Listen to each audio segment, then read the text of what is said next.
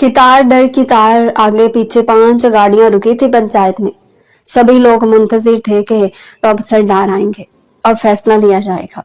उन सब की नजरें आगे पीछे दो दो काली गाड़ियों के दरमियान में खड़ी सफेद कार की तरफ उठी थी, जहां से एक गार्ड के दरवाजा खोलने पर कृष्णा ठाकुर निकलता अपनी मगरूर चाल चलता हुआ सरबराही कुर्सी की तरफ बढ़ा। वो अपने इलाके के तमाम गांवों का सख्त गीर सरदार था। उसके बैठते उसके गिर्द उसके गार्ड खड़े हो गए थे। उसे जो देखते ही कुछ लोग खौफ से कांपने लगे थे। पंचायत शुरू की जाए, वो अपनी भारी गंभीर आवाज में बोलता सुर्ख नजरों से सामने खड़े लड़के की तरफ देखने लगा। सलाम सरदार साहब।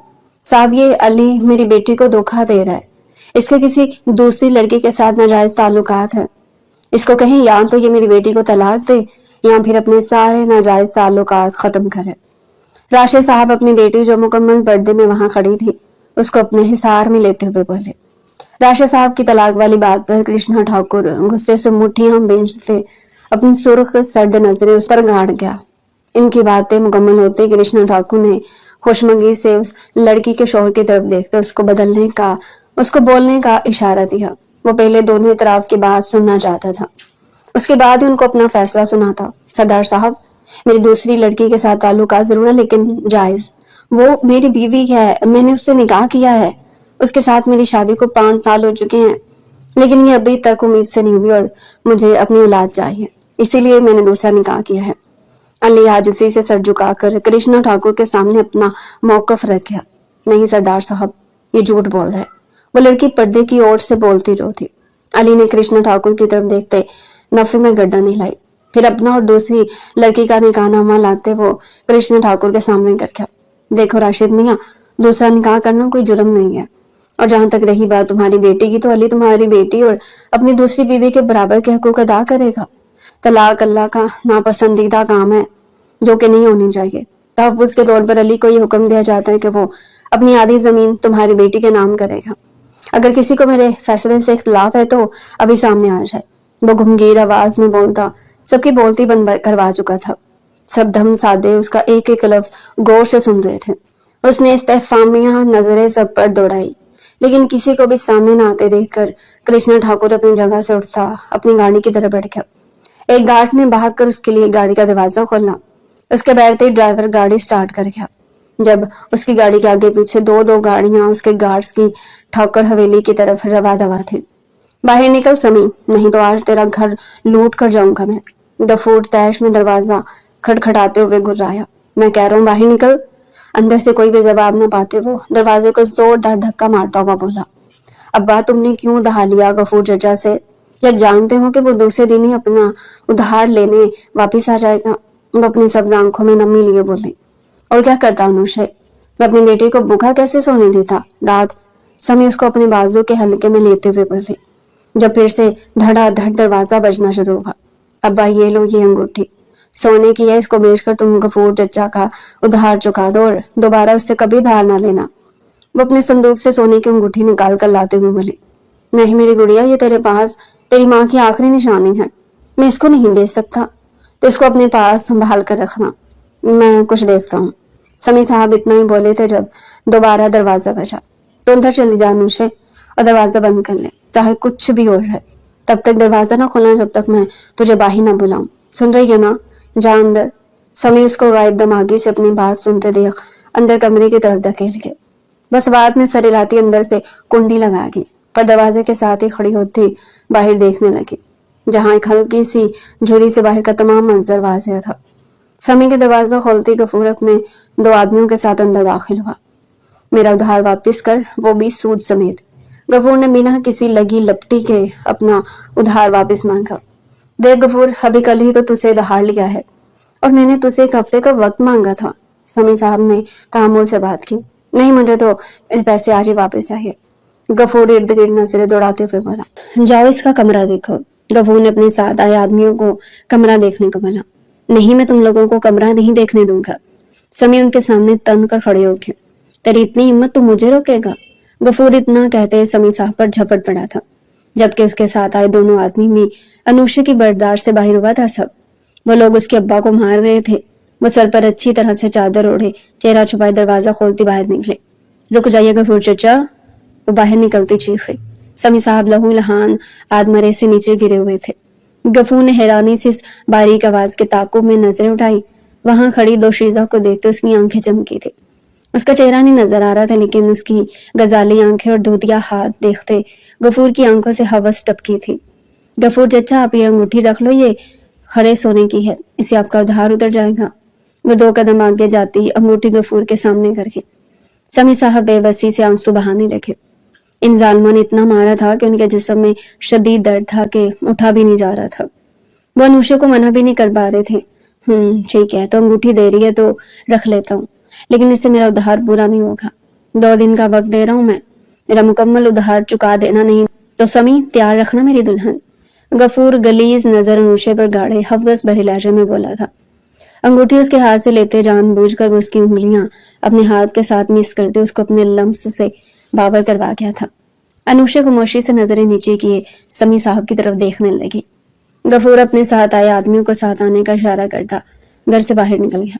अब्बा, अब्बा उठो। समी साहब जो जख्मों से चूर हालत में देखती वो रोती हुई उनको उठाती सहन में पड़ी चारपाई पर लिटा गई। अंदर जाती वो घड़े से पानी लाती उनको पिलाने लगी। अब्बा, तुम ठीक हो? उसकी आंखों से आंसू गिरे थे। वो रोती हुई बोल रही थी, साथ ही अपने दुपट्टे से उनके चेहरे पर आए जख्म साफ कर रही थी। हाँ मेरी गुड़िया, मैं ठीक हूँ। वो दर्द भरे लहजे में अटक अटक कर बोलते वापस चारपाई पर लेट गए। अब इन गफूर के उधार की फिक्र खाए जा रही थी, जबकि अनुषा कमरे में जाती दर्द की दवा लाते उनको खिला गई। दवा खाते ही उनको नींद आने लगी। अब्बा, तुम थोड़ी देर आराम करो, मैं पानी भर कर आती हूँ। वो घड़ा उठाती बाहर की तरफ बढ़ गई, जबकि उसने खुद को अच्छी तरह से कवर किया हुआ था। थोड़ी देर इधर कार रोको रशीद। कृष्णा ठाकुर अपने साइड के शीशे में से झील देखते हुए अपने ड्राइवर को हुक्म दिया। जी सरदार, ड्राइवर ने कहते हुए गाड़ी झील के किनारे एक दरख्त के पास रोकी। उस वक्त उसकी गाड़ी में ड्राइवर और एक गार्ड था, बाकी गाड़ी वो हवेली भिजवा चुका था। ड्राइवर और गार्ड उससे कुछ फासले पर गाड़ी के साथ पीछे खड़े हो गए थे, जबकि वो कदम कदम चलता गाड़ी से काफी दूर निकल आया था, जब सामने एक हसीन दोशीजा उसकी आंखों का मरकज बनी थी। उसकी चादरें इकट्ठी हुई उसके सर पर टिकी थी, जब उसके नाक में चमकता लौंग दूर से ही लश्कारे मारता कृष्णा ठाकुर को अपनी तरफ मुतवज्जो कर गया था। जब उसने अपने दोनों हाथों का प्याला बनाते उसमें झील से अपने भरते अपने चेहरे पर फेंका। कुछ कतरे उसके चेहरे पर रह गए थे, जो धूप से उसके नाक और पलकों पर चमकते हुए शबनम की तरह लग रहे थे। कृष्णा ठाकुर के हलक में कांटे से उगे थे। वह हर तरफ से बेगाना होता बस उसकी तरफ देखने में मगन था, जब अचानक से उसका पैर स्लिप हुआ। इससे पहले कि वो गिरती, कृष्णा ठाकुर एक के जोश में उस तक पहुंचता उसको बाजू से पकड़कर झटका देते अपने हिसार में ले गया। वो छोटी सी चीख मारती उसके सीने में समाई थी। कौन हो लड़की तुम, और इधर क्या कर रही हो? उसको सीधा करते अपने सामने करते उसके खूबसूरत धुलिया नकोश पर अपनी नजरें गाड़े बोला। अनुषा जब पानी भरने आई तो उसको अभी कुछ पल ही हुए थे जब उसको किसी कार के रुकने की आवाज आई। उसने उचक कर देखा तो वो कार उससे काफी दूरी पर थी। वो तसल्ली से अपनी चादर उतार कर सर के गिर्द ओढ़ते इर्द गिर्द से बेनियाज मुंह धोने लगी, जब अचानक उसका पैर स्लिप हुआ। वो खुद को गिरता हुआ महसूस करती आंखें बंद कर गई थी, जब कोई उसको अपने हिसार में लेते गिरने से बचा गया। उसने तशक्कुर भरा सांस लेते सामने देखा, जब कृष्णा ठाकुर को सामने देखते उसकी आंखें फटी की फटी रह गई। इसलिए ही वो उसके सवाल करने पर बुड़बुड़ा सी गई थी। मैं सरदार साहब, मैं पानी भरने आई थी। वो एक पल को हटकी थी, लेकिन फिर अपनी अजली रूप में आती पूरे तमाद से बोले, संभाल कर। वो एक बार फिर स्लिप होती कि कृष्णा ठाकुर ने उसको पकड़कर सीधा करते वहां से दूसरी तरफ खड़ा किया। शुक्रिया सरदार साईं, वो कृष्णा ठाकुर को जवाब देती मुसलसल उसकी अपने वजूद पर नजरें महसूस कर रही थी, जब उसके दिमाग में झमाका सा हुआ। वो झट से रुख बदलती जल्दी से अपनी चादर सर पर अच्छी तरह से ओढ़ती, अपना पानी से भरा घड़ा उठाकर सर पर रखती वापसी के लिए चल थी। सरदार साहब आप ठीक हैं? कृष्णा ठाकुर का गार्ड उसके नजदीक आता बोला। वो लोग चीख सुनते इस तरफ आए थे। मैं ठीक हूँ, इस लड़की का पता करो, ये कौन है? कृष्णा ठाकुर की घुमगीर आवाज में बोलता अपनी कार की तरफ बढ़ा। जी सरदार साहब, गार्ड ने मुअद्दब अंदाज में जवाब देते कृष्णा ठाकुर के कान के करीब पहुंचते उसके लिए दरवाजा खोला। उसके बैठते एक गार्ड ने दरवाजा बंद किया और आगे जाकर बैठा। कृष्णा ठाकुर की मंजिल इस वक्त ठाकुर हवेली थी। अस्सलाम वालेकुम। कृष्णा ठाकुर सामने लाउंज में नबीला बेगम को देखते उनकी तरफ बढ़ते, उनको सलाम करते, उनका हाथ पकड़कर चूमते आंखों से लगा गया। وعلیکم السلام، کافی دیر سے آئے ہو آج؟ اس کو ساتھ بٹھاتے نبیلہ بیگم نے پوچھا۔ جی دادی سرکار، بس کچھ کام آ گیا تھا۔ نبیلہ بیگم کے پوچھنے کی دیر تھی جب وہ حسین دوشیزہ کرشن ٹھاکر کی آنکھوں میں آن ٹھہرے تھے۔ وہ سر جھٹک کر جواب دے گیا۔ نبیلہ بیگم نے بہت گہرائی سے اس کا بدلہ سا انداز نوٹ کیا تھا۔ جاؤ کمرے میں، ہم تمہارے لیے کھانے کو کچھ بھجواتے ہیں، بہو بیگم انتظار کر رہی ہوگی۔ نبیلہ بیگم نے اس کا بار بار کمرے کے دروازے کی طرف دیکھنا نوٹ کرتے اس کو کمرے میں جانے کے لیے بولا۔ جی بہتر، کرشنا ٹھاکر مختصر سا جواب دیتے اپنے کمرے کی طرف بڑھ گیا۔ وہ دروازہ بند کرتے آگے بڑھا تھا کہ ایک نازک وجود اسے ٹکرایا۔ کرشنا ٹھاکر نہ چاہتے ہوئے بھی اس کے گرد حصار بنا گیا۔ ٹھاکر صاحب، آج ہم نے آپ کے لیے سرپرائز پلان کیا ہے۔ وہ چہکتے ہوئے کرشنا ٹھاکر کا ہاتھ پکڑتی آگے کی طرف بڑھی تھی۔ ان کے کمرے کے 2 حصے تھے، بیڈ الگ حصے میں تھا، سیٹنگ ایریا اور ڈریسنگ روم الگ حصے میں، جبکہ ان دونوں حصوں کو بڑے بڑے بھاری پردے لٹکا کر الگ کیا جاتا تھا۔ عام طور پر تو ایک طرف ہی رہتے تھے یہ پردے، لیکن آج سمرا نے ان دونوں حصوں کے درمیان پردے گرائے ہوئے تھے۔ اچھا، کیسا سرپرائز؟ کرشنا ٹھاکر مبہم سا مسکرایا۔ سرپرائز بھی پتہ چلے گا، پہلے آپ فریش ہو جائیں اور کھانا کھا لیں۔ سمرا ان کے کپڑے نکال کر سامنے رکھتے ہوئے بولے۔ جب کرشنا ٹھاکر بنا اس کی کسی بھی بات کا جواب دیے اس کو کھینچ کر دیوار کے ساتھ لگاتے اس کی سانس ایک ہی پل میں روک چکا تھا۔ کچھ وقت گزرنے کے کرشنا ٹھاکر اس کی غیر ہوتی حالت پر رحم کھاتا اس کو آزادی بخش گیا۔ میں آپ کے لیے کھانا لاتی ہوں، وہ کھڑتی سانسوں کے درمیان کہتی ہوئی خود کو اس کی گرفت سے آزاد کرواتی دروازے کی طرف بڑھے۔ کرشنا ٹھاکر کے لبوں پر مبہم سی مسکراہٹ سجائے واش روم کی طرف بڑھ گیا۔ سمرا نے دروازہ ہی کھولا تھا جب اس کو سامنے سے کھانے کی ٹرالی لیے 2 ملازمین آتی نظر آئی۔ جلدی ہاتھ چلاؤ اور کمرے سے نکلو، ان کو کھانا ٹیبل پر لگانے کا کہتی وہ نخوت سے ان کی طرف دیکھتی سر جھٹک ہے۔ وہ حقارت سے ان دونوں کی طرف دیکھ رہی تھی جو سر سے پیر تک سمرا کے مطابق تھان لپیٹے ہوئے تھی، ساتھ ہی گھونگھٹ بھی اوڑھ رکھا تھا۔ چلو نکلو یہاں سے، اور اب اس کمرے میں آس پاس بھی مجھے کوئی نظر نہیں آنا چاہیے، وہ حقارت سے کہتی ان کو کمرے سے باہر کرتی لوک لگا گئی، جبکہ اپنی تذلیل پر بھی وہ دونوں خاموشی سے اس کا حکم مانتی وہاں سے غائب ہو گئی۔ وہ بنا کسی بھی شرٹ کے صرف ٹراؤزر میں کمرے میں واپس آیا تھا۔ اس کو دیکھتی سمرا نے مصنوعی شرمانے کی کوشش کی تھی، جبکہ کرشنا ٹھاکر اس کو بہکی نگاہوں سے دیکھتا اس کے کھانے کی پلیٹ لگانے پر کھانے کی طرف متوجہ ہوا۔ وہ کھانا ختم کر چکا تو سمرا نے کمرے کے وسط میں لٹکتے دبیز پردوں کو ریموٹ سے پیچھے کیا۔ ان کی حویلی جدید طرز پر بنی ہوئی تھی۔ کرشنا ٹھاکر نے اپنا کمرہ بھی بہت ہی الگ انداز میں بنوایا تھا۔ اس کمرے کے کئی ایسے راز تھے جن سے ابھی تک سمرا واقف نہیں ہوئی تھی۔ اس کے پردہ پیچھے کرنے کی دیر تھی کہ کرشنا ٹھاکر نے نظر اٹھا کر بیڈ کی طرف دیکھا جس کو گلاب کے پھولوں سے سجایا گیا تھا۔ اس کے گرد چاروں طرف نیچے سینڈیڈ کینڈلز کو روشن کیا گیا تھا۔ وہ ایک خوابگاہ کا منظر پیش کر رہا تھا۔ کرشنا ٹھاکر مبہوت سا سب دیکھتا سمرا کی طرف دیکھنے لگا، لیکن سمرا اپنی جگہ سے غائب تھے۔ کسے ڈھونڈ رہے ہیں ٹھاکر صاحب؟ وہ ایک ادا سے بولتی اس کے سامنے آئے تھے۔ اس کی طرف دیکھتے جو بلیک سلک کے خوبصورت سے لباس میں ملبوس تھی۔ کرشنا ٹھاکر کے اپنے محرم کو لے کر جذبات اجاگر ہوئے تھے۔ وہ ایک پل کی بھی دیر کیے بنا اس کو اپنی گود میں اٹھا چکا تھا۔ ارے ٹھاکر صاحب، کچھ پل کا وقت تو دے، آپ کے سائن چاہیے ایک فائل پر، آپ کا مینیجر دے کر گیا تھا جب آپ پنچایت میں گئے ہوئے تھے۔ کرشنا ٹھاکر کو اپنی گردن سے ہٹانے کی کوشش کرتی تفصیل سے جواب دیکھی۔ صبح کر دوں گا سائن، کرشنا ٹھاکر نے گھمگیر آواز میں کہتے ہوئے دوبارہ اس کی گردن پر لمس چھوڑا، لیکن اس کے باقی الفاظ منہ میں ہی رہ گئے کیونکہ کرشنا ٹھاکر اس کے لبوں کو اپنے انداز میں کفل لگا چکا تھا۔ ایک دم ہی اس کا خیال آج دوپہر میں ملی اس دوشیزہ کی طرف چلا گیا جس کا وہ نام تک نہیں جانتا تھا۔ بس اس کی آنکھوں کے سامنے اس کی چمکتی لونگ واضح تھی۔ اچانک ہی کرشنا ٹھاکر کو خیال آیا تھا کہ اس جگہ پر وہ دوشیزہ ہونی چاہیے تھی۔ کرشنا ٹھاکر اپنی سوچ پر ایک دم ہی اس سے دور ہٹا تیز تیز سانسیں لینے لگا۔ سمرا نے گہری سانسیں بھرتے حیرت سے اس کی طرف دیکھا۔ وہ پہلے کبھی قربت کے لمحات میں یوں سے دور نہیں ہوتا تھا۔ کیا ہوا ٹھاکر صاحب؟ وہ کرشنا ٹھاکر کی گردن کے گرد ہاتھ لپیٹتی اس کو اپنی طرف متوجہ کر کے۔ نہیں کچھ نہیں، کرشنا ٹھاکر سر جھٹک کر بولتا دوبارہ اس میں مدغم ہوتا چلا گیا۔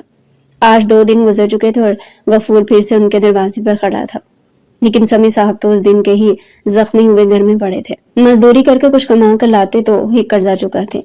ان کے حالات چاہے جیسے بھی تھے لیکن انہوں نے اپنی گڑیا کو بہت نازوں سے پالا تھا، اور اب یہ کھٹکتا دروازہ ان کو کسی انہونے کی وعید سنا رہا تھا۔ رک جاؤ گڑیا، बाहर से दरवाजा खटकने की आवाज पर अनुशे दरवाजा खोलने बाहर की तरफ बढ़ी थी। कब समी साहब ने जल्दी से उसे रोका। क्यों अब्बा, भाई कोई आया शायद। अनुशे ने हैरत से उन्हें देखा। गुड़िया इधर मेरे पास बैठो, मैं जो कह रहा हूँ ना उसको गौर से सुनना। समी साहब ने उसको अपने पास बिठाते कांपती आवाज में कहा। क्या हुआ अब्बा? वो हैरत से बोली। वो 20 साल की थी, उसे समझ बूझ तो थी, लेकिन वो उस दिन की गफूर की धमकी नहीं समझ पाई थी। गुड़िया तो यहाँ से भाग जा, अंदर मेरी कॉपी पड़ी, उस पर तेरी खाला का पता लिखा, तो यहाँ से भाग जा और अपनी खाला के पास चली जा। ये गफूर नहीं छोड़ेगा और मैं नहीं चाहता मेरी गुड़िया को कोई गलत निगाह से भी देखे। समी साहब ने अनुशे के सर पर हाथ रखते हुए कहा। लेकिन अब्बा, मैं तुझे यूं अकेला छोड़कर बिल्कुल नहीं चाहूंगी, वो मजबूत आवाज में बोली थी। वो अब समी साहब के डर की वजह समझ चुकी थी। दरवाजा खोलता न देख गफूर ने अपनी आदमियों को दरवाजा तोड़ने का बोला था, जिसकी आवाज अंदर समी साहब और अनुशे को भी सुनी थी। गुड़िया, मैं तुझे कह रहा हूँ ना, तो कमरे की खिड़की से निकलकर यहाँ से भाग जा, गफूर को मैं देख लूंगा। समी साहब गफूर की बात सुनते बेबसी से चिल्लाए। अरे अरे समी, कैसे हो? 2 दिन गुजर के, सोचा हाल अहवाल ही ले आऊं और अपना उधार भी। गफूर अपनी मूंछों को ताव देता अंदर आया था। वो ढेर उम्र शख्स आंखों में हवस लिए अनुशे की तरफ देख रहा था। गुड़िया, तू जा यहाँ से, वो संजीदगी से अनुशे पर वहां से जाने का बोल के। अनुशे खामोशी से वहां से उठी थी। अरे कहाँ चल गई चंबेली, तेरे बाप का उधार तू ही भरेगी। उसके अंदर की तरफ जाते थे गफूर ने उसकी कलाई पकड़ी थी। चट्टाख, वो बिना किसी तौकफ के उल्टे हाथ का जोरदार तमाचा गफूर के मुंह पर मार चुकी थी। उसकी कलाई गफूर के हाथ से छूट चुकी थी। साली, तुम मुझे मारेंगी? इतनी हिम्मत तुझमें? उसकी कलाई दोबारा पकड़कर मोड़ता गफूर उसके मुंह पर चिल्लाया, जबकि दर्द जब्त करने के चक्कर में उसकी आंखों में नमी आ ठहरी थी। गुड़िया, गफूर मेरी गुड़िया को छोड़ दे, तू मुझे मार दे, मैंने तुझसे उधार लिया था ना, तुझे जो गुड़िया ने थप्पड़ मारा तो उसका बदला मुझे मार कर ले ले, पर मेरी गुड़िया को छोड़ दे। समी साहब लड़खड़ाते हुए चारपाई से उठे थे कि 2 कदम के फासले पर ही गिर पड़े। अरे ऐसे कैसे, अब तो तेरे सारे उधार और उसके थप्पड़ का बदला गफूर इससे ही लेगा। जा जावेद मौलवी को बुला कर ला, इसका निकाह अब भी इसी वक्त मुझसे होगा। गफूर अपने लाल पड़ते चेहरे के साथ गुर्राया, जबकि उसके बाएं गाल पर अनुशे की उंगलियों के निशान वाज़िया थे। मैं तुझसे निकाह नहीं करूंगी चचा। अरे अपनी उम्र का लिहाज कर ले, मेरी कलाई छोड़, वरना। वो अपनी कलाई उसकी गिरफ्त से छुड़वाने की कोशिश करती गुर्राई। वो 2 बच्चों का बाप था, जबकि उसके बेटे भी अनुषा की उम्र के थे।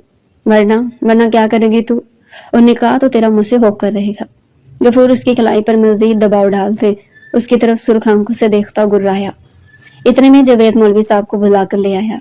चल मौलवी, निकाह पढ़, गफूर ने मौलवी को चारपाई पर बिठाते हुए कहा। जावेद मौलवी साहब को लड़का लड़की की तफसील बता कर लाया था, लेकिन लड़की तो राजी नहीं लग रही। मौलवी ने मजामत करती अनुशे को देखकर कहा, तुझसे पूछा किसी ने, जितना कहा है ना उतना कर। गफूर ने मौलवी साहब को अपनी झाड़ते देख गुराते हुए कहा, नहीं मौलवी साहब, मैं ये निकाह नहीं करना चाहती। अनुशा एकदम से चीखती हुई आगे आई थी। गफूर की गिरफ्त ढीली हुई थी, जिस पर वो उसे अपनी कलाई छुड़वा चुकी थी। गफूर ने जावेद को इशारा दिया था। गफूर का इशारा समझते जावेद समी साहब पर गन तान गया कि अब भी निकाह नहीं करेगी। गफूर मकरूम मुस्कुराहट के साथ बोला, अब्बा, वो चीखी थी। जावेद को समी साहब पर गन ताने दे बोल उसकी कलाई दोबारा छुड़ाते गफूर ने उसको झटका दिया था। नहीं, मेरे अब्बा को छोड़ दो। वो अपनी कलाई आजाद करवाने की कोशिश करती समी साहब की तरफ लपक रही थी, लेकिन जा नहीं पा रही थी। अगर तू निकाह के लिए राजी होती है तो ठीक, वरना दूसरी सूरत तेरे अब्बा को इस दुनिया से रुखसत करूंगा। गफूर सख्त लहजे में कहते उसको पीछे चारपाई पर बिठा गया। मैं तैयार हूँ।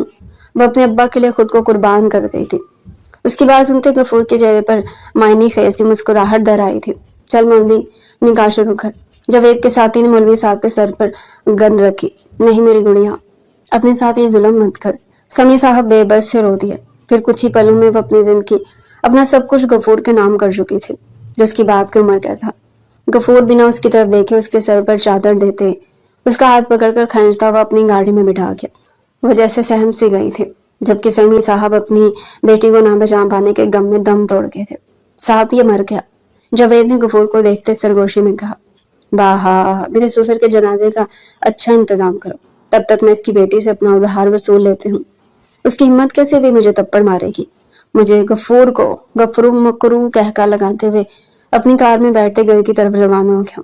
चल आजा, आज से तू यही रहेगी। हर रात मुझे खुश करने के बाद दिन में तू यहाँ की बेगम सरदार की बांधी हो गई। وہ جیسے چاہیں اور جو چاہیں تو اس سے کام کروا سکتی ہے. پہلے میری پہلی بیوی آتی تھی لیکن اس کو بیگم سرکار نے نکال دیا کیونکہ اب صحیح سے کام نہیں کر پاتی تھی. اس کو نکالنے کی وجہ سے ہماری تنخواہ میں کمی آ گئی تھی جس کو اب تو پورا کرے گی. اپنی بات تفصیل سے سمجھاتے غفور نے اس کو بیڈ پر دھکا دیا تھا اور خود اس پر حاوی ہوتا اس کو اذیت سے دو چار کرنے لگا. فضا میں انوشے کے گھٹے گھٹے سسکیاں شامل ہو رہی تھی. وہ جان چکی تھی اس کا باپ اس دنیا میں نہیں رہا. وہ کس کس بات کا غم مناتی سمجھ نہ سکی. غفور اس کو لے کر ٹھاکر حویلی آیا تھا. وہ حویلی کا حساب کتاب دیکھتا تھا اس وجہ سے اس کی یہاں اچھی جان پہچان بھی تھی. اور اس کو حویلی کی ان کسی میں ایک پورا گھر جیسا بڑا کمرہ دیا گیا تھا جس میں ایک چھوٹا کچن بھی تھا. وہ انیشا کو یہیں لے کر آیا تھا. وہ خود اسے اپنی راتیں رنگین کرنے والا تھا اور دن میں اس کو نبیلہ بیگم سے ملوانے والا تھا تاکہ اس کی کمائی نبیلہ بیگم سے لیتے اپنے بچوں کے خرچے پورے کر سکے جو شہر میں پڑھنے جاتے تھے. اور نہ ہی وہ اپنی بیوی اور بچوں کو انوشے سے ملوانا چاہتا تھا نہ انہیں بتانا چاہتا تھا کہ وہ دوسری شادی کر چکا ہے. لگ تو بڑی سونی رہی ہے. تو کہاں سے مل گئی رے غفورے کو؟ نبیلہ بیگم نے حیرت سے اس کی طرف دیکھا. ابھی کچھ دیر پہلے ہی تو غفور اس کو نبیلہ بیگم کے سامنے پیش کر کے گیا تھا کہ یہ اس کی بیوی ہے. اب سے یہ آپ کی خدمت کرے گی. مل ہی تو گئی ہوں. آخر ایسے نہ ملتی تو کسی اور طریقے سے مجھے اپنے شکنجے میں کس لینا. انوشے تلخی سے بولی. کیا مطلب ہے تمہاری بات کا؟ اور یہ تمہاری گردن پر نشان؟ نبیلہ بیگم حیرت سے بولی. میرے ابا کو مار دیا اس ظالم نے. اگر میں نکاح نہ کرتی تو مجھے بنا نکاح کے اٹھا لایا تھا. اور یہ نشان یہ تو کچھ بھی نہیں. میرا انگ انگ بھرا پڑا ہے اس نشانوں سے جو اس ہوس کے مارے شخص نے مجھے دیے ہیں. یہ دیکھیں. وہ کہتے ہوئے ایک ہی جھٹکے میں اپنا دوپٹہ اتارتی نیچے گرا گئی جبکہ گہرے گلے اس کے جسم پر جگہ جگہ نشانات واضح تھے. یہ سب غفور نے کیا؟ نبیلہ بیگم حیرت کا شکار ہوئی. ان کے مطابق غفور ایک شریف انسان تھا. جی دادی سرکار یہ سب غفور چچا نے کیا میرے ساتھ. انہوں نے تھپڑ کا بدلہ لیا مجھ سے. وہ رو دی تھی. 3 دن بعد کوئی میسر آیا تھا جو اس کی سن رہا تھا. وہ اپنے اندر کا سب غبار نکالتی چلی گئی. وہ آج اپنے ہر دکھ پر رو لینا چاہتی تھی تاکہ مضبوط ہو سکے. تھپڑ؟ کیسا تھپڑ؟ تو نے غفور کو تھپڑ مارا؟ نبیلہ بیگم کو اس لڑکی کی جرت نے متاثر کیا کہ وہ سوال کیے بنا نہ رہ پائی. کوئی نامحرم جب آپ کو چھوئے تو آپ کیا کریں گی دادی سرکار؟ میں نے بھی وہی کیا تھا جب اس ظالم نے میری کلائی پکڑی تھی. خیر چھوڑے میں آپ کی خدمت کے لیے آئی ہوں. بتائیں آپ کے کون سے کام کرنے ہیں مجھے؟ وہ کسی کو یہ سب بتا کر خود کو بہت ہلکا پھلکا سا محسوس کر رہی تھی اس لیے ہی بولی. ہاں تم بس روزانہ میری ٹانگیں دبا دیا کرو اور مجھے عصر کے وقت چائے بنا کر دیا کرو. وہ اتنی نازک سی تھی کہ نبیلہ بیگم کو اسے کام بنی کہنا چاہتی تھی لیکن اگر اپنے کام نہ کہتی تو اس کو گھر کے باقی ملازمین کے ساتھ لگا دیا جاتا. اس لیے نبیلہ بیگم نے انوشے اپنے ساتھ رکھ لیا. جی بہتر دادی سرکار. بس بات میں سر ہلا گئی. تم ایسا کرو میرے سیب کاٹ لاؤ. نبیلہ بیگم اس کو کہتی آنکھیں موند کے. بس بات میں سر ہلاتی باہر کی طرف بڑھ گئی. ہاں ٹھیک ہے کر رہی ہوں نا میں کوشش. جب کام ہو جائے گا تو میں خود ہی تمہیں فون کر دوں گی. وہ دبی دبی آواز میں چلائی. نہیں تم یہاں نہیں آؤ گے. تمہیں یہاں خطرہ ہے اور میرا بنا بنایا کھیل بگڑ جائے گا. اس نے ارد گرد دیکھتے آہستہ آواز میں کہا جبکہ انوشا جو کچن کی طرف آ رہی تھی کچن سے کچھ فاصلے پر سبزیوں کے سرد سٹور روم سے دبی دبی آواز سنتی تجسس سے پوری بات سننے لگی. نہیں وہ کوئی ان پڑھ جاہل نہیں ہے جو یوں ہی اٹھا کر سائن کر دے اور اس کو پتہ ہی نہ چلے کہ وہ اس کے زمین کے کاغذات ہیں. تم صبر رکھو میں اسی کے اندر اندر سائن کروا لوں گی. اور پھر کرشنا ٹھاکر اور اس کی وہ بڑھیا دادی سرکار اس حویلی سے باہر. پھر اس حویلی پر سمرا کا راج ہوگا. میرا راج. وہ خیالی پلاؤ بناتی ارد گرد بے خبر ہو گئی تھی جبکہ انوشا اس کی بات سنتے ہی حیرت میں مبتلا تھی کہ 5 سال سے بہو بیگم ٹھاکر صاحب کی زمین جائیداد ہتھیانے کے لیے ان کے ساتھ ناٹک کر رہی تھی. وہ بنا کوئی بھی تاثر اپنے چہرے پر واضح کیے کچن میں چلی گئی. وہاں بیٹھ کر اس نے دادی سرکار کے لیے سیب کاٹا پھر واپس ان کے کمرے کی طرف بڑھ گئی. وہ جیسے اندر داخل ہوئی سامنے دادی سرکار کے ساتھ کرشنا ٹھاکر کو بیٹھے دیکھ کر چونکی. دیکھ کرشنا اب میں چاہتی ہوں تو دوسرا نکاح کر لے. اور اس حویلی کو اس کا وارث تھے کیونکہ اب 5 سال ہو چکے ہیں تیری شادی کو لیکن ابھی تک تو بے اولاد ہے. میں نے کل ہی تیرے لیے 2 لڑکیاں دیکھی ہیں تو جس پر بھی ہاتھ رکھے گا وہ تیری ہوگی.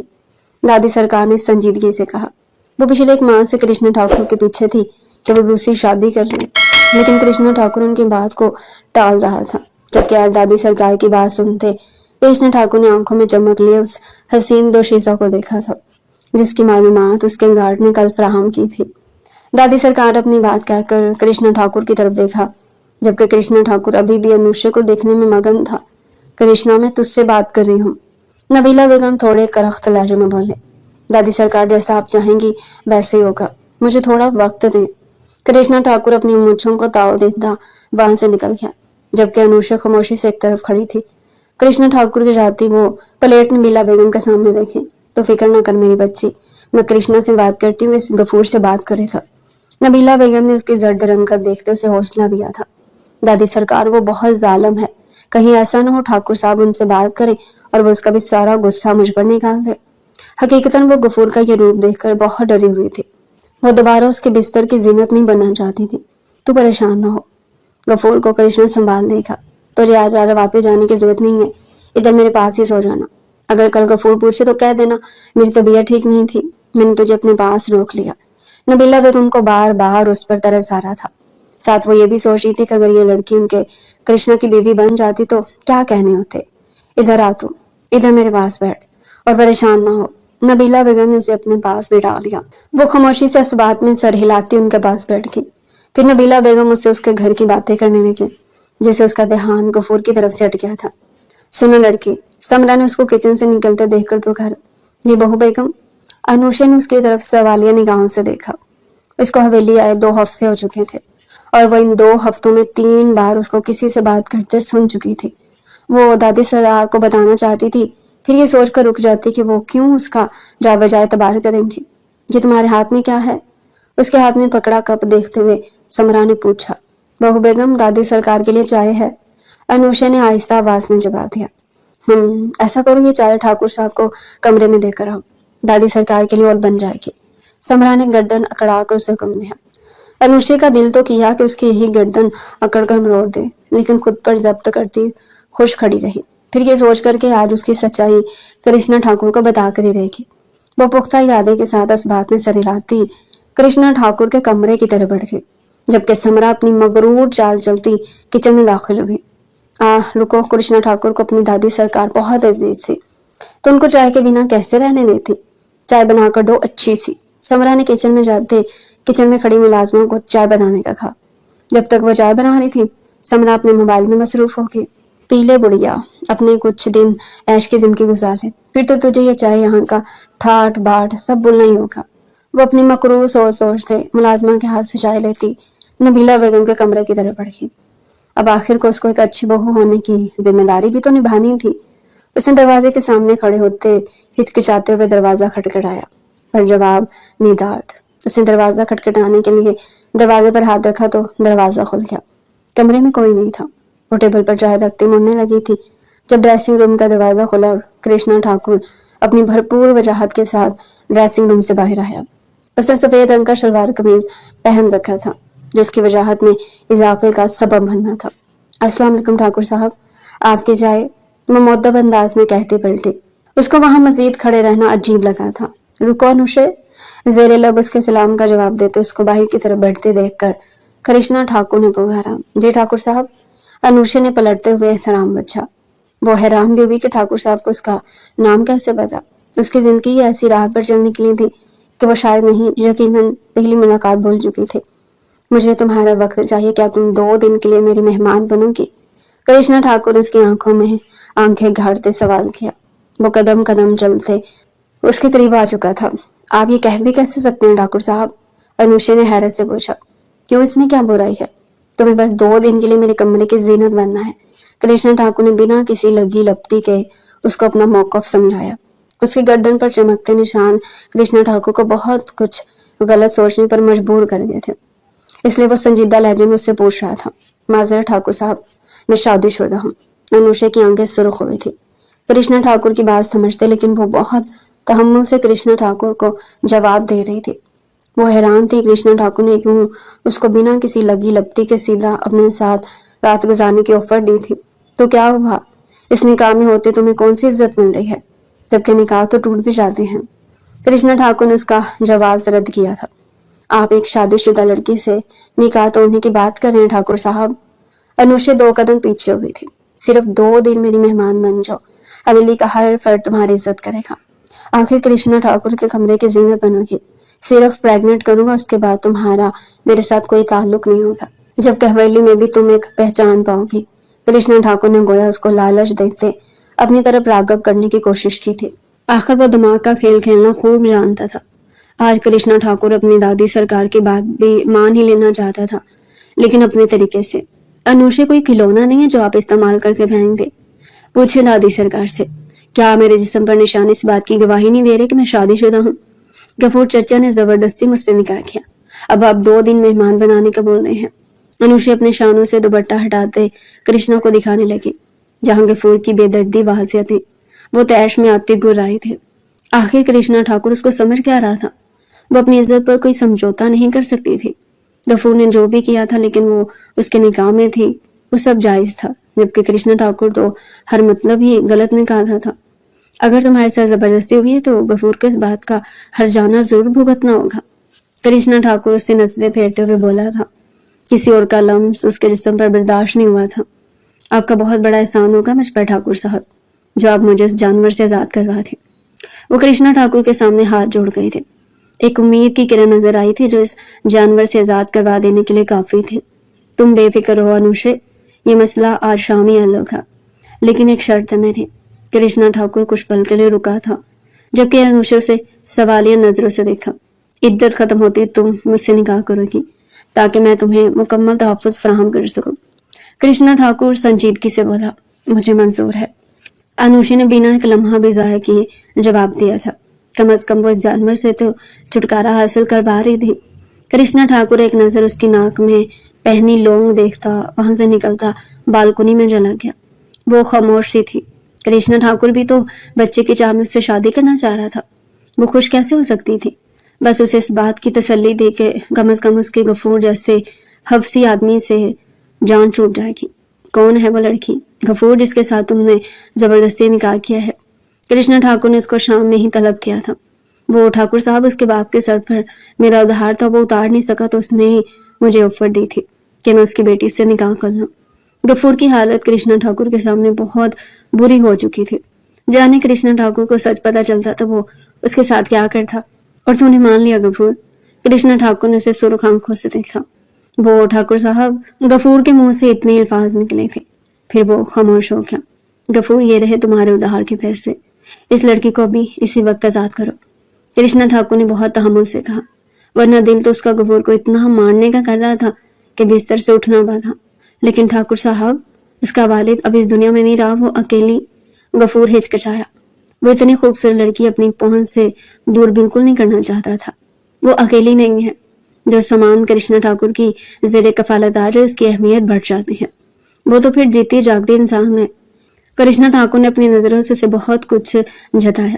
पर ठाकुर साहब, आपका ही कहना तलाक अल्लाह के नज़दीक नापसंदीदा अमल है, तो मैं उसको तलाक। उसने गोया एक और जवाब दिया। बेशक तलाक नापसंदीदा अमल है, लेकिन अल्लाह ने आदमी को जानवर बनने का भी नहीं कहा।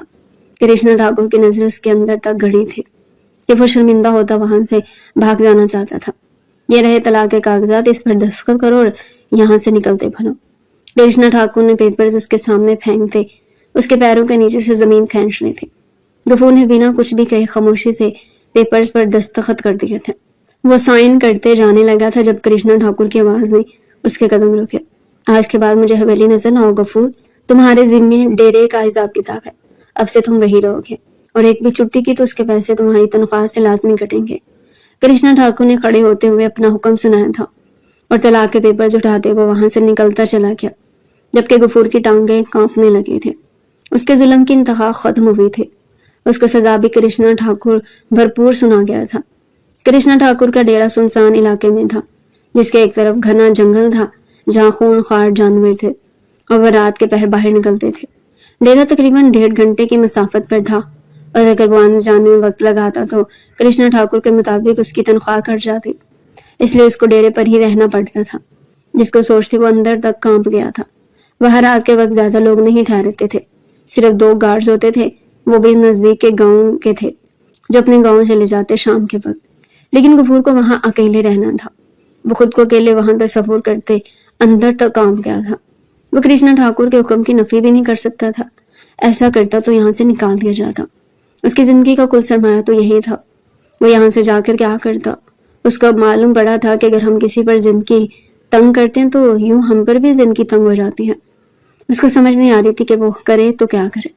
5 माह बाद, कृष्णा तो आज मुझे बता ही दे, क्या तेरे लिए अपनी दादी सरकार की बात कोई मायने नहीं रखती? कृष्णा ठाकुर के पास बैठती दादी सरकार शुरू हो चुकी थी। अनुषा भी वहीं सोफे पर बैठी थी। उन्हें जब पता चला था कृष्णा ठाकुर ने अनुषा को गफूर से आज़ादी दिलवा दी है तो वो कितनी खुश हुई थी ये बस वही जानती थी। वो खुश थी अनुषा के लिए कि वो जालिम की कैसे आज़ाद हो चुकी हैं, जबकि अपने दिल में आई ख्वाहिश वो कृष्णा ठाकुर के सामने नहीं रख सकती थी, लेकिन नहीं जानती थी कि यही ख्वाहिश खुद कृष्णा ठाकुर की भी है। कौन सी बात दादी सरकार? कृष्णा ठाकुर ने अनजान बनते पूछा, जबकि वो समझ गया था कि नबीला बेगम क्या चाहती हैं। तो दूसरा निकाह नहीं करेगा कृष्णा? नबीला बेगम दांत पीस कर बोली। उन्हें अपने लाडले पर शदीद गुस्सा आ रहा था और कृष्णा ठाकुर उनको गुस्से में देखता महजूज हो रहा था। जैसा आप कहें दादी सरकार, आपका हुक्म सर आंखों पर। निकाह की तैयारियां मुकम्मल करवाएं, मैं आज ही अनुषा से निकाह करूंगा। उसने कहते हुए एक नजर अनुषा की तरफ देखा जो उदास सी थी, जिसके साथ उसके नाक में पहना लौंग भी उदास ही लग रहा था। क्या तू सच कह रहा कृष्णा? दादी सरकार को गोया शौक लगा था। कृष्णा ठाकुर के मुंह से अनुषा के साथ निकाह का सुनते क्या आपको कोई शक है? कृष्णा ठाकुर ने खुफकी से उनकी तरफ देखा। ना ना मेरे बच्चे, बहुत अच्छा फैसला लिया तूने, मैं अभी सारी तैयारियां करवाती हूँ। नबीला बेगम खुशी से फूले न समाती हुई कृष्णा ठाकुर की पेशानी चूम कर बोले, ठीक है दादी सरकार, मुझे कुछ काम है, मैं स्टडी रूम में जा रहा हूँ, आप तब तक सब तैयारियां मुकम्मल करवाएं। कृष्णा ठाकुर कहते बाहर की तरफ बढ़ गया, जबकि कृष्णा ठाकुर के जाने के बाद ही दादी सरकार ने अनुषा को अपने पास बुलाया था। ये बहुत अच्छा फैसला किया कृष्णा ने, तुझे अपनी बहू के रूप में देखकर तो वाद ही जाऊंगी। दादी सरकार खुशी से सरशार लहजे में बोलती उसकी पेशानी चूमकी। उसकी रंगत में मजीद निखार आया था। वो पहले से पुरकशिश हो गई थी। उसके जिस्म से गफूर की दरिंदगी के निशान मिट चुके थे। उसका दूधिया बदन मजीद चमकने लगा था। अनुषा की आंखों में ना चाहते हुए भी आंसू आए थे। उसको कृष्णा ठाकुर की कही गई बातें अभी तक याद थी, लेकिन उसके पास और कोई ठिकाना भी तो ना था। कहाँ जाती? अगर वापस अपने घर भी चली जाती तो क्या वो वहां महफूज थी? बिल्कुल नहीं। इसलिए वो ये निकाह करने के लिए रजामंद हुई थी। कम से कम वो यहाँ महफूज तो रहती। दादी सरकार, मुझे आपको कुछ बताना है। वो आज समरा की सच्चाई बताना चाहती थी। पिछले 5 माह में उसने कई बार कोशिश की थी दादी सरकार को बताने की, लेकिन वो नाकाम रही। जबकि कृष्णा ठाकुर से उस दिन के बाद उसका सामना कभी नहीं हुआ था, क्योंकि वो इद्दत में थी, ना ही वो खुद कृष्णा ठाकुर के सामने जाना चाहती थी। लेकिन उसने नबीला बेगम को बताने की खूब कोशिश की थी, जिसमें उसको हर बार ही नाकामी का सामना हुआ था। हाँ बता। नबीला बेगम उसकी तरफ मुतवज्जो हुई। दादी सरकार, वो बहू बेगम। इतना बोलते वो फिर से खामोश हो गई। बहू बेगम की फिक्र ना कर तू, वो कुछ नहीं कर सकती, ये कृष्णा का फैसला है। तुझे उससे डरने की जरूरत नहीं है। जितना कृष्णा और इस हवेली पर उसका हक है ना, अब से उतना तेरा भी है। तो तुझे उससे घबराने या डरने की जरूरत बिल्कुल भी नहीं है। नबीला बेगम ने उसकी बात का मतलब अपने अंदाज में लेते उसको बहुत अच्छे से समझाया था। जबकि अनुषा कुछ कहते इससे पहले ही कोई मुलाजमा नबीला बेगम को बुलाने आ गई और नबीला बेगम अनुषा को तसल्ली देती, उसके लिए निकाह का जोड़ा भिजवाने का कहती उस मुलाजमा के साथ चले गए। ठाकुर साहब, आप मेरे साथ ऐसा कैसे कर सकते हैं? उसकी आवाज कदरें ऊंची थी। समरा तड़पती हुई स्टडी में दाखिल हुई थी, जहां कृष्णा ठाकुर सुकून से रिवॉल्विंग चेयर पर झूल रहा था। उसको यूं सुकून से आंखें मूंदे देख वो बेनाब की मछली की तरह तड़पी थे। ऐसा क्या कर दिया मैंने समरा जो तुम अपनी तहजीब भूल गई? कृष्णा ठाकुर की आवाज में सर्दपन सा था।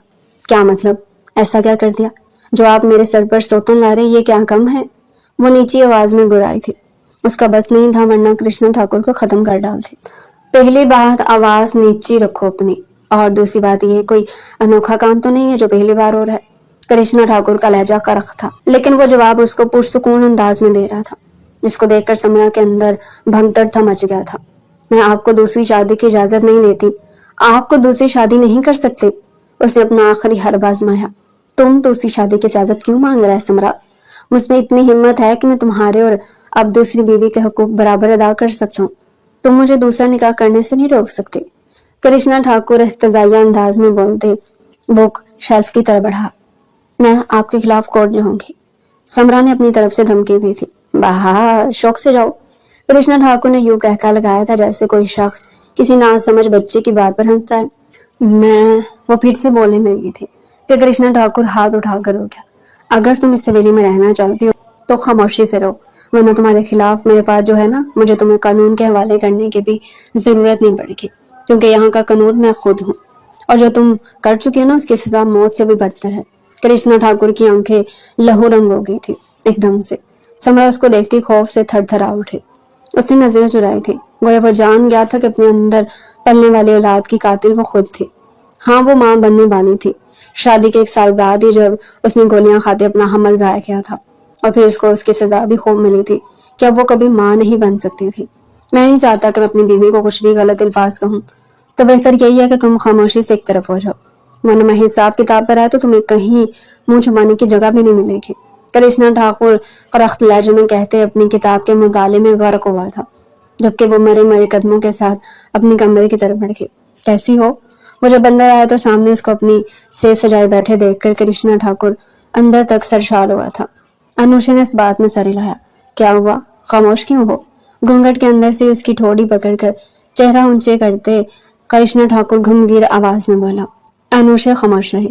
خوبصورت۔ اس کا گھونگھٹ الٹتے ہی کرشنا ٹھاکر کے منہ سے بے ساختہ نکلا تھا، جبکہ اس کے لفظ انوشا شرم سے لال پیلی ہوئی تھے۔ کرشنا ٹھاکر اس کے تمام زیورات نکالتے اس کے گلے میں ڈائمنڈ کا نفیس ہار پہنا چکا تھا۔ اس کا دوپٹہ اتار کر سائڈ پر رکھتے اس نے بے ساختہ اس کے گردن پر لب رکھے تھے۔ وہ اندر تک کام گئی تھی۔ ٹھاکر صاحب، وہ لرزتی ہوئی آواز میں بولی تھی، جبکہ کرشنا ٹھاکر اس کے لبوں پر اپنی مہر ثبت کرتے اسے خاموش کروا گیا۔ میری بات؟ کرشنا ٹھاکر کو اپنی گردن پر جھکتا دیکھ وہ کانپتے ہوئے لہجے میں بولے۔ کرشنا ٹھاکر نے سر اٹھا کر اس کی آنکھوں میں دیکھا۔ وہ بہو بیگم آپ کو دھوکا دے رہی ہے۔ کرشنا ٹھاکر کے اپنی طرف دیکھنے پر جانے کیسے اس میں ہمت آئی کہ وہ اپنی بات مکمل کر گئی۔ وہ چاہتی تو اس کے ساتھ اپنی نئی زندگی شروع کرنے سے پہلے جو سچ اسے معلوم ہے وہ کرشنا ٹھاکر کو بتا دے، جبکہ وہ یہ نہیں جانتی تھی کہ کرشنا ٹھاکر اپنے اندر کیا کیا راز سمائے ہوئے ہیں۔ جانتا ہوں۔ کرشنا ٹھاکر کے 2 لفظ اسے حیرت میں مبتلا کر کے تھے۔ کیا؟ اس نے حیرانی سے پوچھا۔ آج کچھ نہیں، بس مجھے محسوس کرو۔ لائٹس بند کرتے کرشنا ٹھاکر اس کو اپنے ساتھ گم کرنے لگا۔ وہ بھی اس کی محبت میں خود تو خوبصورت ترین لڑکی تصور کرنے لگی تھی۔ 10 ماہ بعد۔ آرام سے اترنا، میں آ رہا ہوں۔ کرشنا ٹھاکر اس کو ہدایت دیتے اپنی گھڑی کلائی پر باندھنے لگے۔ جی، وہ اپنے ابھرے ہوئے وجود کے ساتھ جواب دیتی کمرے سے باہر نکلتی سیڑھیاں اترنے لگی تھی۔ وہ آہستہ آہستہ سیڑھیاں اتر رہی تھی جب نیچے سے 5ویں سیڑھی پر اس نے پیر رکھا تھا اور وہ ایک دم سے نیچے گری تھی۔ آہ! اس کی دردناک چیخ پوری حویلی میں گونجی تھی۔ حویلی کے سب ملازمین اور دادی سرکار تک باہر آ گئی تھی۔ آج کل ان کی طبیعت خراب رہتی تھی، اس لیے وہ زیادہ دیر کمرے میں رہتی تھی۔ ابھی بھی انوشا ان سے ملنے نیچے آ رہی تھی۔ انوشے! کرشنا ٹھاکر اس کی چیخ سنتے بھاگتا ہوا باہر آیا تھا، جب وہ سیڑھیوں کے قریب نیچے بے ہوش پڑی ہوئی نظر آ رہی تھی۔ وہ اس کو اٹھاتے بھاگتے ہوئے باہر کی طرف بڑھا۔ نبیلہ بیگم روتے ہوئے اپنی حویلی کے وارث کے لیے دعائیں کر رہی تھی۔ ان کو 2 ملازموں نے پکڑ کر صوفے پر بٹھایا تھا، جبکہ سمرا دور کھڑی مخروم مسکراہٹ کے ساتھ سارا تماشا انجوائے کر رہی تھی۔ ہاسپٹل میں کرشنا ٹھاکر کی بیوی کو ہاتھوں ہاتھ لیا گیا تھا۔ ہر طرف گہما گہمی سی تھی۔ ہر کوئی کرشنا ٹھاکر کی بیوی اور اس کے بچے کے لیے دعا گو تھا۔ وہ جتنا بھی ظالم تھا صرف مجرموں کے لیے تھا۔ اپنے علاقے میں آتے سبھی لوگوں کی وہ آج تک بھرپور طریقے سے مدد کرتا آیا تھا۔ ڈاکٹر، میری بیوی اور بچہ کیسے ہیں؟ ڈاکٹر کو او ٹی سے باہر آتے دیکھ کرشنا ٹھاکر نے اس سے سوال کیا۔ کچھ کہہ نہیں سکتے ٹھاکر صاحب، ابھی تک دونوں کی جان خطرے میں ہے۔ آپ یہ بلڈ گروپ ارینج کروا دیں، ماں بچی دونوں کو ہی بلڈ لگے گا۔ ڈاکٹر نے پریشانی سے کہتے واپس او ٹی کا رخ کیا۔ کرشنا ٹھاکر نے کچھ فاصلے پر کھڑے اپنے گارڈ کو بلاتے اس کو بلڈ ارینج کرنے کا بولا۔ گارڈ فوراً ہی نکل گیا، جبکہ کرشنا ٹھاکر مسلسل 2 گھنٹے گزر جانے کے بعد بھی ویسے ہی کھڑا تھا۔ او ٹی کے دروازے باہر مسلسل ان دونوں کے دعا گو تھا۔ بلڈ ارینج ہوتے ہی اس جدید طرز کے اسپتال کے بلڈ بینک میں جمع کروا دیا گیا تھا۔ یہاں کی اعلیٰ سے اعلیٰ مشینری کرشنا ٹھاکر نے خود منگوائی تھی۔ یہاں اچھے سے اچھے ڈاکٹر ہونا بھی کرشنا ٹھاکر کے ہی مرہون منت تھا۔ مبارک ہو ٹھاکر صاحب، آپ کا بیٹا اور بیوی دونوں خطرے سے باہر ہے۔ ڈاکٹر او ٹی سے باہر نکلتی اپنا ماسک اتار کر مسکراتی ہوئی بولی تھی۔ اس کے پیچھے نرس نیلے کمبل میں لپٹا خوبصورت سا بچہ لیے کھڑی تھی، جو ہو بہو کرشنا ٹھاکر کی کاپی تھا۔ نرس نے بچہ کرشنا ٹھاکر کی گود میں دیا، جبکہ کرشنا ٹھاکر اپنے خدا کا شکر ادا کرتا بے ساختہ اس بچے کی پیشانی چوم گیا۔ اس کے لمس پر اس بچے نے آنکھیں کھولی تھی۔ اس کی اپنی ماں جیسی سبز آنکھیں دیکھتے کرشنا ٹھاکر مسکرا دیا۔ چٹاخ! मैं कृष्णा ठाकुर अपने पूरे होशो हवास में तुम्हें तलाक देता हूँ, तलाक देता हूँ, तलाक देता हूँ। उसके चेहरे पर थप्पड़ मारते कृष्णा ठाकुर ने एक पल में ही उसके सारे ख्वाब चकनाचूर कर दिए थे। आज तक मैं तुम्हें बर्दाश्त करता रहा, तुम्हारी हर नाजायज बात भी, यहाँ तक कि मुझे तुम्हारे सारे घटिया फेल पता थे, लेकिन तुम अपनी हरकतों से बाज नहीं आई। उस दिन भी तुमने सीढ़ियों पर तेल गिराया था। कृष्णा ठाकुर हवेली के लाउंज में खड़ा उस पर गुर्रा रहा था, जबकि नबीला बेगम सोफे पर बैठी थी। अनुषा को अस्पताल से छुट्टी मिली आज 10 दिन हो चुके थे। तब सब इन दोनों के साथ ही मसरूफ था। आज उसको फुर्सत मिली थी और उसने पहली फुर्सत में समरा का काम तमाम किया था। वो लाउंज में लगे खुफिया कैमरे की फुटेज देख चुका था, जहां समरा इर्द गिर्द देखते सीढ़ियों पर उंगली लाती वैसी वापस मुड़ी थी। तुम बोलने के काबिल नहीं रही समरा, ठाकुर हवेली से निकल जाओ, नबीला बेगम ने सख्त लहजों में कहते मुलाजमा को कमरे में ले जाने का इशारा दिया था। मुलाजमा उनका इशारा समझते उन्हें कमरे में चले गई थी। ठाकुर साहब मुझे माफ कर दें, मुझसे गलती हो गई, आइंदा ऐसा हरगिज नहीं होगा। वो कृष्णा ठाकुर के पांव पकड़ गई थी। खुद ही बाइज्जत यहाँ से चली जाओ, वरना मुझे मजबूरन गार्ड्स को बुलवाना पड़ेगा। कृष्णा ठाकुर से 2 कदम दूर होते हुए बोला, नहीं ठाकुर साहब ऐसा न करें। समरा मसनूई आंसू बहाती हुई बोली। कृष्णा ठाकुर उसकी एक भी सुने बिना अपने कमरे की तरफ बढ़ गया, जो उसने अलग से अनुषा और अपने बेटे मुस्तफा के लिए चंद साल बाद। मुस्तफा मैं गिर जाऊंगी, बस मैं उतार रही हूँ। अनुषा अपनी आंखों पर बंदी पट्टी को उंगलियों से छूती हुई बोली, नो मामा मुझे पकड़ो। मुस्तफा खिलखिलाता वो उसको छूता फिर से आगे की तरफ भागा। ठीक है, अब तो मैं तुम्हें पकड़ कर ही रहूंगी। बहुत आगे करते उसको ढूंढने की कोशिश कर रही थी, जब दबे पांव कृष्ण उसके पीछे आ खड़ा हुआ। उसने मुस्तफा को खामोश रहने का इशारा किया। मुस्तफा अपने मुंह पर छोटा सा हाथ रखकर अपनी हंसी दबाता वहां से भाग गया। मुस्तफा, अपने गिर्द मजबूत हिसार महसूस करके उसने पुकारा। मुस्तफा नहीं, मुस्तफा के बाबा। इतना कहते कृष्णा उसे अपनी गोद में उठाते अंदर की तरफ बढ़ गया। ठाकुर साहब मैं गिर जाऊंगी, वो चीखती चिल्लाती टांगे चला रही थी। नहीं गिरने देता मैं तुम्हें, गमगीन आवाज में सरगोशी करते कृष्णा ठाकुर ने उसके पबों पर कपल लगाया था। आहा मामा, वो कहकर लगाते भागता हुआ उनके नजदीक आया था। कृष्णा ने हंसते हुए अनुषा को गोद में उठाते उसकी पट्टी खोलते मुस्तफा को गोद में उठाते उसे हवा में उछाल गया, जैसे पूरी हवेली में मुस्तफा की किलकारियां गूंजी थी। इन चंद सालों में नबीला बेगम खाल के हकीकी से जा मिली थी, जबकि मुस्तफा ही उनकी हवेली की रौनक थी। आने वाली जिंदगी में उनका एक एक पल खुद में ढेर सारी खुशियां समेटे उनका मुंतजिर था।